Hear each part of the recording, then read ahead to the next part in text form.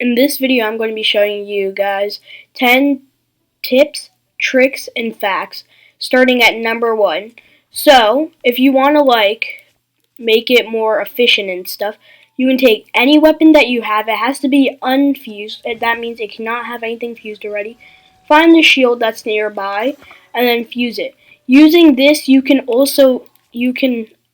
technically equip 2 shields, but it won't protect you from double the amount of damage. But if you want to be a bit more efficient, so if you don't feel like getting out a shield and stuff, you can fuse this together, and it works as a shield too, which is a really nice tip or trick to do stuff. You can parry with it, but you can't shield surf, which is pretty sad because I would kind of like to see that. On to the next one, I guess then. Number 2. In this one, I'm going to be telling you guys where to get the nostalgic fabric. Some of you guys might have heard of it. It's in the Temple of Time ruins because the new Temple of Time is in the starting islands. So, there's some stuff here. I just fell, which isn't really that good. You want to go up in the temple, and then after you get to the very top, if you guys have played Breath of the Wild, then you guys would know where you would get the paraglider. In that exact room, you will find the chest that will have the nostalgic fabric, which for some reason I cannot find right now, which is very interesting, because I do have it. But yeah, it makes the paraglider that you have look exactly the same as it did in this. So this is the room where you would get the paraglider from the old man, aka King Rome, who was the last king of Hyrule, according to Breath of the Wild. Here was the very location where you would get it, and here's the very location in Tears of the Kingdom where you would get the paraglider fabric of the nostalgic fabric, I guess. But yeah, so this is where you get the nostalgic fabric. It's a reference to Breath of the Wild. It was meant for people who missed the old one, which I know some people who do, because they really enjoyed Breath of the Wild, honestly. But yeah, on to the next one. Number 3. We're here down at Lookout Landing, so inside the bunker. If you haven't got this place yet, you should be getting it very soon, because after you activate the tower, after you talk to Purah for a bit and then do a bit of the main quest, then yeah. But yeah, so there's a journal here. I don't know what's in the journal because I haven't read it yet, but here, if you look closely, these faces resemble something. This is Zelda, and that's Link. So it's based on the upheaval where Link and Zelda go under the ground, as you might have saw at the starting of the game, because that's how the game starts. But yeah, so this is the news about them and stuff. This is where you can find it if you would like. I mean, now that you're seeing it, there's not much you can do with it, honestly, except for look at it. But yeah, that's just another fact. But yeah, on to the next one. Number 4. Here at South Dakota Stable, which is where the location of this next fact, I guess, is. Well, there's another place for this same fact, but you know. So, here at South Dakota, the Yiga clan can disguise pretty much as anything, technically. So, here at South Dakota, if you're doing the newspaper quest and stuff, you'll come here at one point, and then you'll have to do these challenges that this chicken will come into. And then, at the end, the chicken will realize that you're Link, and then it'll be the Yiga clan. I think from the start they actually knew, but they wanted to test you. But yeah, so the chicken is a Yiga clan member, which is interesting. Well, technically the chicken isn't a Yiga clan member. It's a Yiga clan member that just transforms into chickens, which is interesting. Also at Dueling Peaks, on one of the peaks, I'm pretty sure it was this one, it was around here-ish, you would find Zelda, but it's not the real Zelda. It's a Yiga clan member disguised as Zelda It's also part of the newspaper quest if you want to get the froggy armor, because this is like a really good set, mainly so that you can get slip resistance. Because if you guys played Breath of the Wild, and it's also in this game, whenever it's raining and you're trying to climb or something, you'll always slip off, which is very annoying. So, yeah, I would recommend the froggy armor. It doesn't completely prevent you from slipping off, but if you upgrade it enough, then yes, it can prevent you from slipping off anytime. But at the start, it only gives you like 12 movements, and then you'll slip, and then you can go another 12, and then, so on and so forth. So, on to the next one. Number 5.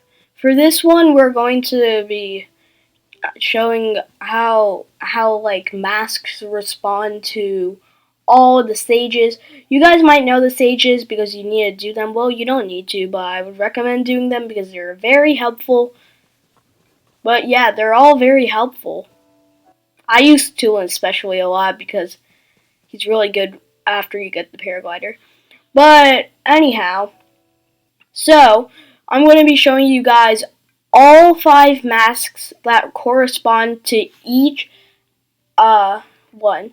So let's just start at Unibo. So most of these are the Divine Beast masks. So Varudinia mask. After you put this on, Darok will also put his mask on, seeing that you put it, and he wants to copy you, I guess. So now Tulin, I guess, we're going to him. You want to get the Va Meadow Divine Helm. I mean, after you put it on, then he also puts it on, which is, his mask is actually pretty cool. And then for Sidon, or Sidon, or however you would like to pronounce it, it is your guys' choice how you would like to pronounce it. So you want to go to the Varuta Divine Helm, then you'll get this, and then you want to go get the Von Naboris one, and then you'll get this one for Riju.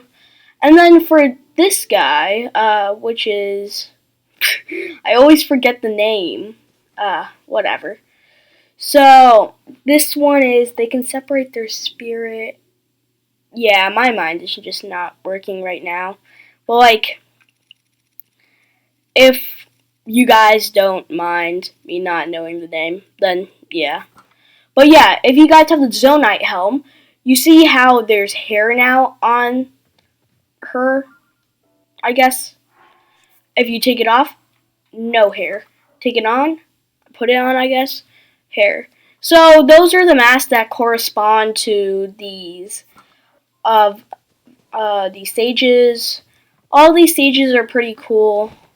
Oh yeah, Minoru. Yeah, that's what her name is, Minoru. I always remember because of minerals. But you are not a mineral. But yeah. Okay, on to the next one. Number 6. So this location doesn't have anything to do with it. I mean, it kind of does, but yeah. After you finish completing the Gerudo the regional phenomenons, after you complete regional phenomenons, then there'll be...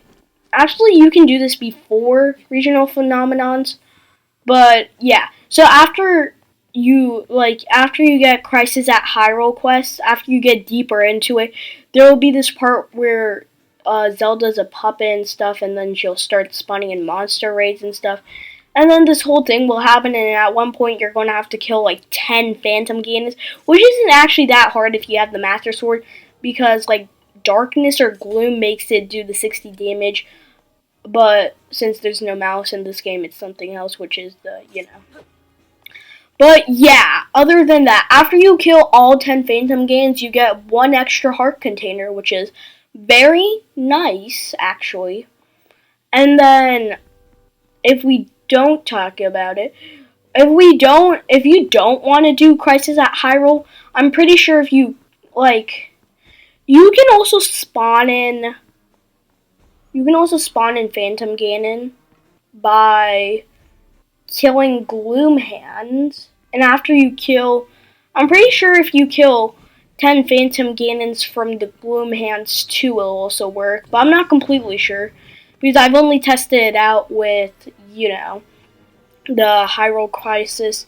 I haven't killed all 10 Phantom Ganons, mainly because Gloom Arms are super hard to fight. They're like one of the hardest because like if you want to do damage to them, you actually have to hit them, and then far range attacks barely do any damage, and it's just a lot of stuff that is really hard to kill them. So yeah, on to the next one. Number 7.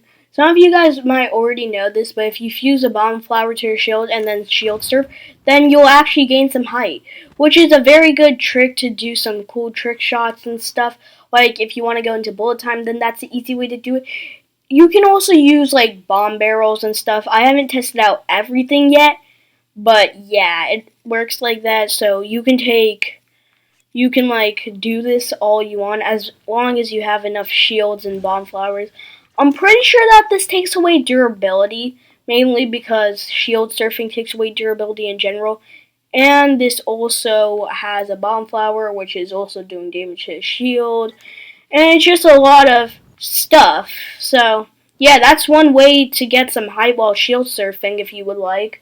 So, yeah, on to the next one. Number 8. So, here you guys might know Kolton.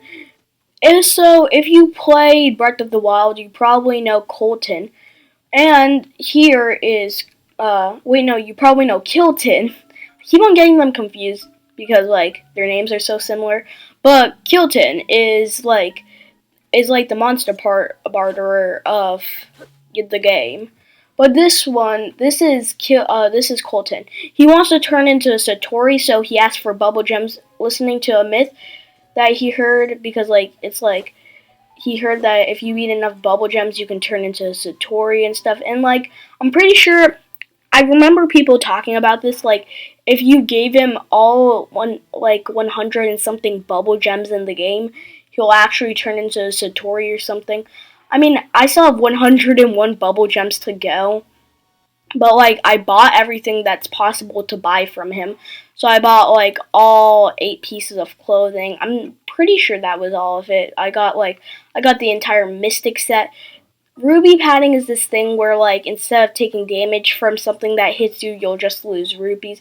Which if you're like a billionaire in this game, recommend getting it. Because like you wouldn't mind losing a few rupees, I'm pretty sure. But yeah, so he gets replaced. But if you don't have him yet, I'm going to tell you guys how to get him. So here at the Woodland Stable, I'm pretty sure he's around this area. I'm pretty sure I might be telling misleading information, but I'm just going to trust my instincts. You need to go here. There will be like Kolton and Kilton. They're talking about stuff, and then he's like, "I want to turn into Satori." Then you need to go get a bubble gem, give it to him, and then he'll start a shop. You can find him at pretty close to the Uluri Mountain Skyview Tower, pretty much north of Terrytown. You can also find Kolton at Terrytown. You can also find you can find Kilton in Terrytown, and you can find another location for Kolton around the area of the Lookout Landing. But yeah, that's the only areas that I know. But like, there could also be other areas where Kolton is. But yeah, on to the next one. Number 9. So I'm here still at Kolton. I'm trying to get a Blood Moon. I keep on spamming it because I wanted to show you guys something. Because like some of you guys might know, like at the starting-ish at the game, you kind of like Zeelda narrates the whole thing. She narrates blood moons and stuff. But later on in the game, she stopped narrating for me, and I'm not completely sure why. I wish I could give an example by showing you guys, but it keeps on taking me like 500 years to get a blood moon while trying to do this. Like, if I get it right now, like, which I won't because it's raining and stuff, I'd be like so astonished because, like, I don't get it. It's just, like, not being nice to me for blood moons. I mean, blood moons are meant to be bad, but, you know, they can also be good. But yeah. Okay, on to the next one. Number 10. This is another one that I wish I could show you guys, but by the time I was recording this, I haven't upgraded enough. So I have 2 pieces of the glide armor that have only been upgraded once, and one that has been upgraded twice. I'm pretty sure you need to upgrade every piece twice. The only reason why I couldn't upgrade it completely it was because of Aracuda eyes, which are actually kind of hard to get from personal experience. So after you get it to level 2, which I'm pretty sure, so like after you get every piece to level 2, I'm pretty sure you don't take any fall damage. I know that there's a level of glide armor that gives you 0 fall damage, but like I forgot which level it was, but I'm pretty sure it was number 2. So yeah, that's another thing. I wish I could show you guys with visuals. I mean, that's what a video's all about, but yeah, sadly I didn't have enough time and stuff. But yeah, hopefully you guys enjoyed this tips, tricks, and facts video. I'll be doing more like this soon and later. I'm hoping that you guys enjoyed this. But yeah, I'll see you guys in the next one. But bye.